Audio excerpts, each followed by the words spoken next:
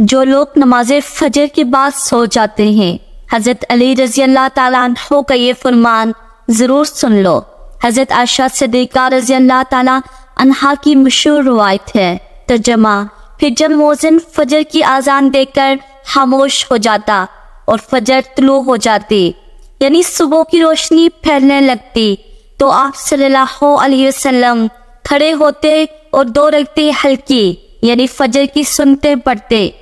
اور اس کے بعد اپنی داہنی کروٹ پر لیٹ جاتے تھے، یہاں تک کہ مؤذن اقامت کہنے کی اجازت حاصل کرنے کے لیے آپ صلی اللہ علیہ وسلم کے پاس آتا تو آپ صلی اللہ علیہ وسلم نماز کے لیے مسجد تشریف لے جاتے۔ حضرت عثمان رضی اللہ تعالیٰ عنہ سے مروی ہے، آپ صلی اللہ علیہ وسلم نے فرمایا، صبح کی نماز کے بعد سورج نکلنے تک ذکر خدا میں لگے رہنا رزق حلال کے حصول میں زیادہ باعث نفع ہے، اس بات سے کہ طلب رزق میں دنیا کے کونے کونے میں پھرتا رہا۔ سیدہ فاطمہ الزہرا رضی اللہ تعالیٰ عنہا بیان کرتی ہیں، میں صبح کے وقت سوئی تھی کہ رسول اللہ صلی اللہ علیہ وسلم میرے پاس سے گزرے اور آپ نے مجھے پاؤں سے ہلایا، پھر فرمایا، بیٹی اٹھو، اپنے رب کی طرف سے رزق کی تقسیم میں شامل ہو جاؤ اور غفلت شان لوگوں کی عادت اختیار نہ کرو۔ اللہ تعالیٰ طلوع فجر سے طلوع آفتاب تک لوگوں کا رزق تقسیم کرتے ہیں۔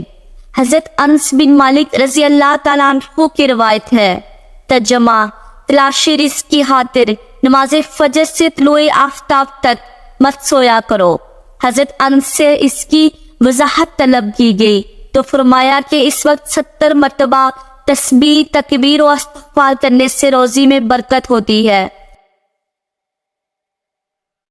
حضرت علی رضی اللہ تعالیٰ عنہ کی روایت۔ ترجمہ: زمین کی سطح پر کیے جانے والے 3 کاموں کی وجہ سے زمین اپنی تکلیف کا اظہار کرتی ہے۔ ناحق خون بہانے سے، وہ غسل جو زنا کی ارتکاب کے بعد کیا جائے، اور طلوع آفتاب سے پہلے سونے سے۔ حضرت ابو وائل فرماتے ہیں کہ ہم صبح کی نماز پڑھنے کے بعد حضرت عبداللہ بن مسعود رضی اللہ تعالیٰ عنہ کی طرف گئے اور دروازے سے سلام کیا تو انہوں نے ہمیں اجازت دے دی، مگر ہم تھوڑی دیر دروازے کے ساتھ ٹھہرے رہے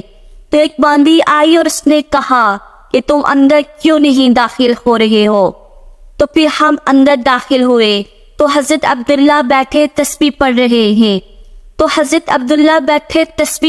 ہیں انہوں نے فرمایا کہ تمہیں کس چیز نے اندر داخل ہونے سے روکا ہے جبکہ تمہیں اجازت دے دی گئی تھی؟ تو ہم نے کہا، کوئی بات نہیں سوائے اس کے کہ ہم نے خیال کیا کہ گھر والوں میں سے کوئی سو رہا ہو۔ تو عبداللہ رضی اللہ تعالیٰ عنہ نے فرمایا کہ تم نے ابن ام عبداللہ کے گھر والوں کے بارے میں غفلت کا گمان کیا۔ راوی نے کہا ہے کہ پھر حضرت عبداللہ نے تسبیح پڑھنا شروع کر دی، یہاں تک کہ پھر خیال ہوا کہ سورج نکل گیا ہے تو باندی سے فرمایا، دیکھو کیا سورج نکل آیا ہے۔ متعدد روایات میں ہے اللہ تبارک و تعالیٰ صبح صادق سے لے کر طلوع آفتاب تک مخلوق کے لیے رزق تقسیم کرتے ہیں، یعنی جو لوگ اس پورے وقت میں غافل رہتے ہیں وہ رزق کی برکت سے محروم رہتے ہیں۔ اس حدیث سے یہ بات معلوم ہوئی کہ یہ ممانعت صبح صادق سے لے کر طلوع آفتاب تک پورے درمیانی وقت میں سونے سے ہے،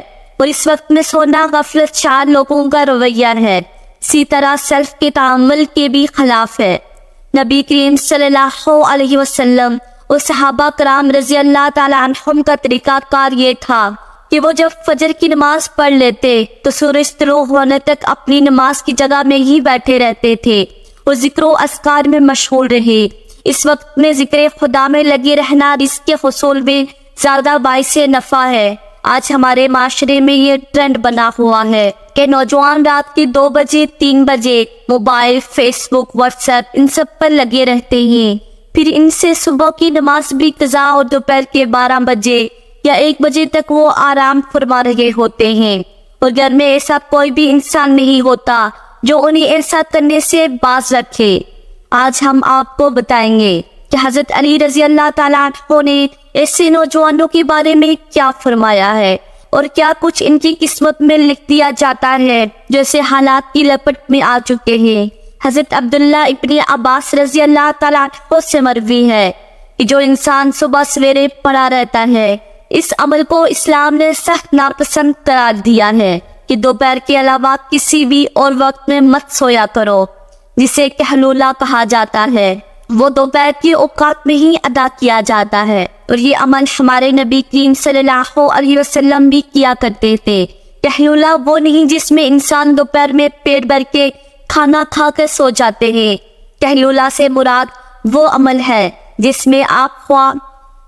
آپ خواہ کھانا کھا چکے ہیں یا نہیں، بس تھوڑی سی دیر آرام کرنا دوپہر کے اوقات میں، تاکہ آپ کا جو باقی کا دن ہے وہ صحیح سلامت گزرے اور آپ کے دن کے باقی حصے میں آپ اپنے کاموں کو سر انجام دے سکے۔ حضرت علی رضی اللہ تعالیٰ عنہ نے فرمایا، میں نے اللہ کے نبی صلی اللہ علیہ وسلم سے سنا تھا، کھانا کھا کر فوراً سویا نہ کرے، کیونکہ اس سے انسان کے دل میں بھی سختی پیدا ہو جاتی ہے۔ اور آج کی تاریخ میں تو یہ بات اس حد تک گہرائی تک آ پہنچی ہے کہ یہاں پہ ڈاکٹرز کا یہ بھی ماننا ہے، اگر انسان کھانا کھا کر فوراً سو جاتے ہیں تو وہ دل کی امراض میں مبتلا ہو جاتے ہیں۔ اور یہی بات 1400 سال پہلے ہمارے پیارے نبی حضرت محمد صلی اللہ علیہ وسلم نے فرمائی تھی۔ اب آتے ہیں حضرت علی رضی اللہ تعالیٰ عنہ کی اس ارشاد کی طرف جو انہوں نے فرمایا تھا۔ جب ایک مرتبہ حضرت علی رضی اللہ تعالیٰ عنہ کی خدمت میں ایک شخص حاضر ہوئے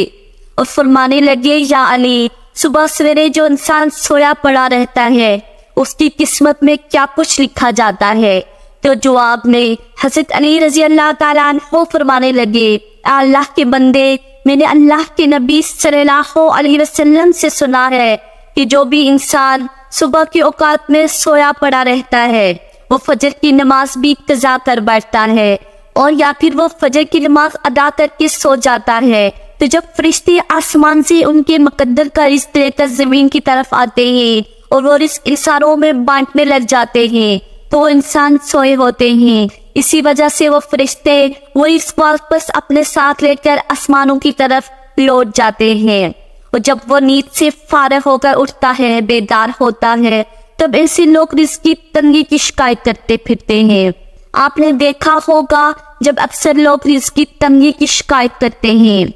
آپ ذرا ان سے پوچھ کر دیکھیں، یہ صرف ایک آزمانے کے لیے آپ پوچھیں تو صحیح۔ آپ جب ان سے پوچھیں گے کہ صبح کتنے بجے اٹھتے ہو، آپ سے لازماً یہی کہیں گے کہ ہماری تو آنکھ سویرے کھلتی ہی نہیں، ہم صبح اٹھتے ہی نہیں، اٹھنا بہت مشکل ہے ہمارے لیے، لہٰذا یہی وجہ ہے جس کی وجہ سے وہ رزق ان پر تنگ کر دیا جاتا ہے، اور پھر وہ تندرستی اور بے روزگاری کی شکایت کرتے پھرتے ہیں۔ تو آپ سے گزارش ہے، آپ سویرے اٹھیں، آپ سویرے نماز ادا کریں اور کوشش کریں کہ مرد حضرات جماعت کے ساتھ نماز ادا کریں، پھر قرآن پاک کی تلاوت کریں، اس کے بعد آپ اپنے دن کی شروعات کریں۔ اب آپ دیکھیں گے یہ کیسے آپ کا دن گزرتا ہے، آپ کے دن میں برکت ہوتی ہے۔ اور جو لوگ 12 بجے یا 1 بجے اٹھتے ہیں ان کے حالات کچھ یوں ہوتے ہیں، ان کے دن کے کچھ کام بھی نہیں سمجھ میں آتے، وہ یہ جان ہی نہیں پاتے آج کا دن حالانکہ کیسا گزرا ہے،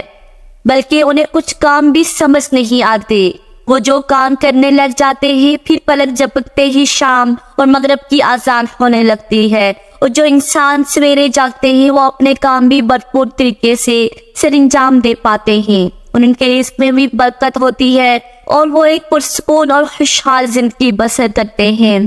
ان کی تندرستی کی بھی کوئی شکایت نہیں ہوتی کہ وہ کسی بیماری میں مبتلا ہے، وہ تندرست ہوتے ہیں، ہر بیماری سے فارغ ہوتے ہیں۔ اللہ پاک ہمیں دین کی سمجھ عطا فرمائے اور ہمارا نیک کاروں میں شامل کرے، اور ہمیں ہمارے نبی پاک صلی اللہ علیہ وسلم کے بتائے ہوئے طریقوں کے مطابق زندگی گزارنے کی توفیق عطا فرمائے، آمین یا رب العالمین۔ ناظرین، کامنٹس باکس میں اللہ کے 99 ناموں میں سے ایک ضرور ٹائپ کریں۔ اللہ حافظ۔